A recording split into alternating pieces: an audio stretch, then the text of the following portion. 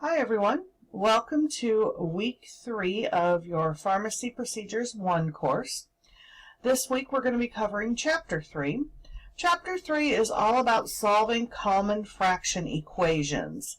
And what that really means is solving equations that involve fractions. So there's a couple different approaches that they're going to present to you in this week's chapter. The first one is solving by actually dividing the numerator and denominator. So, in other words, changing the fraction to a decimal first and then solving the equation. So basically, what they want you to understand is that you can do it that way, or you can always do it by looking at the actual fractions, doing the multiplication of fractions, and then changing the fraction to a decimal. Honestly, the way the book puts it is a little bit confusing, so I'm going to try to simplify it a little bit for you. So let me just give you an example. So here's the example that I'm going to work for you. 100 over 125 times 35 over 75. So I'm going to take this and I'm going to actually put this into another program. So we're going to look at this on an actual whiteboard so we can go through it together. So here's the whiteboard. And let me just grab a pencil for you. And I'm going to start by writing the problems up here. So the first one is that we're working on here is 100 over 125. So that was the original problem, the original first fraction.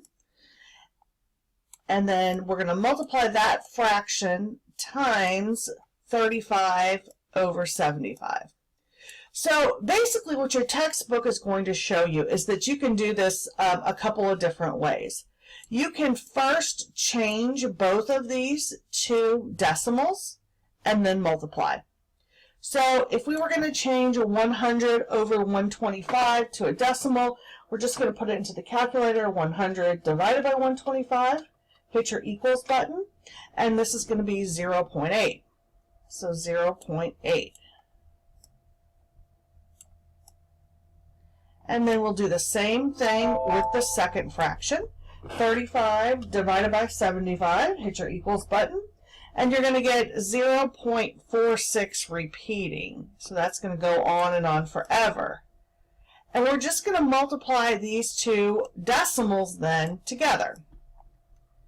And I'm just going to write it out like this with a line over to indicate repeating. So when I multiply those two numbers together in my calculator, I'm going to get 0.37, and then your 3 is going to repeat again. So this one's going to just be a repeating 3. Goes on forever. So that's one way to do it.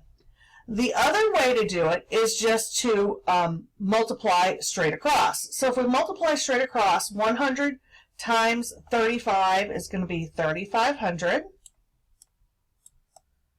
And then the next thing we're going to do is multiply the two denominators. So this is going to be over what we get when we multiply the denominators. So 125 times 75. And when you put that in your calculator, you're going to get 9,375. And then once you've completed the multiplication of the fractions, then you would go ahead and put it in your calculator and change it to a decimal. So if we divide 3,500 by 9,375, we should get the same thing, and we do, 0.373 repeating. Now, the third thing I'm going to show you, they don't really focus on in the textbook, but I do want to show you how to do it in case this is something that makes a little more sense to you. You may have seen it done this way before, things like that. So the first thing I'm going to do, I'm going to actually just change up the color a little bit, and I'm going to pick a different color here so that I can cancel. We know that 25 goes into both the top and the bottom of this first fraction. 25 will go into 100 4 times, and 25 will go into 125 5 times. So I reduced that fraction to 4 over 5. And then I can also reduce this fraction as well. 5 will go into 35 7 times, and 5 will go into 75 13 times. So if I want to reduce my fractions first, sometimes that makes it a little bit easier to go ahead and do the multiplication. So then we would multiply across just like we did before. 4 times 7 is going to be 28. And then 5 times 13 is going to be 65. So this should be our answer in lowest terms, provided we reduced these two fractions as far as we can and canceled as much as we could. And then if we're ready to put it into decimal form, we're going to do the same thing. 28 divided by 65. And again, we're going to get the exact same answer every time. So it's really key that you pick the method that works best for you, and use that method every single time. Only thing is you got to be careful with your math. I just realized that it's not 13. This should not be 13. This should be 15, which is going to make a big difference. There we go. So 5 times 15 is 75, not 65. So I just reinforced the most important part of all of this, which is to double check your work. Always go back and check. Do this problem a second time and make sure that your answer is the same as the first time. And as long as you've done it correctly, you will get the same answer. And again, this one's going to be 0.373 repeating.